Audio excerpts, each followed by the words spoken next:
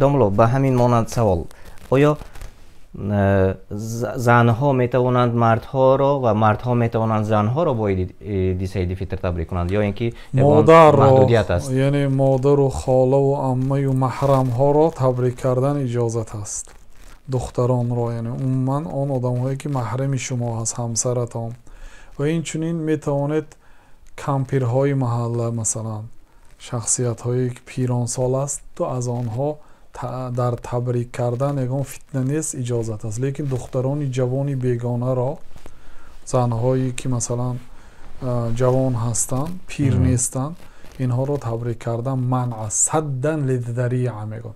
صدن للذریعه این قاعده اصولی هست برای گرفتن پیش گناهی از این بزرگتر. برای اون که الله تعالی ولا تقربوا الزنا گفت.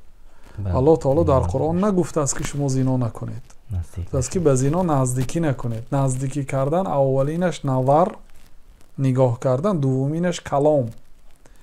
یک و یک باره در یگانجا زنا نمیشد. اول سخن نشد، همون سخن هم سخن عادی، سلام علیکم و علیکم السلام، حال پرسی، آهسته آهسته این برده میرساند. بنابراین شریعت پیش راهش را میگیرد. بنابراین کدام دختر، کدام جوان زنی که به شما کسی سلام علیکم میگوید یا تبریک به عید میکند، علیک نگردانید، جواب نگردانید، حرام است. دلیل ها زیاد است. علمای مذهب حنفی، امام احمد، یک چند عالم در کتابهاشون ذکر میکنند که این کار نادرست است، یعنی برده به فتنه میرساند. هر یک کاری که برده به گناه میرساند، حتی مثلا بعضا میپرسند که من مثلا یک دختر رو میتونم به واسطه اینترنت یا تلفن درس شریعت بگویم؟ نه، برای آنکه فایده ای که از این عملی شما به دست می آید ضررش بزرگتر است. اگر در یک کار هم فایده و هم ضرر باشد، در شریعت قاعده است که دفع المفاسد خیر من جلب المصالح. دفع مفاسد بهتر از جلب مصالح است. یعنی دور کردن ضرر اولاتر است از آوردن نیکی.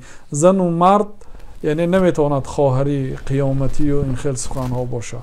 پیامبر صلی الله علیه و سلم زن و مرد که خلوت ماند، سومین آنها شیطان میشد. خلوت یعنی خلوتی حقیقی میشد، خلوتی مجازی.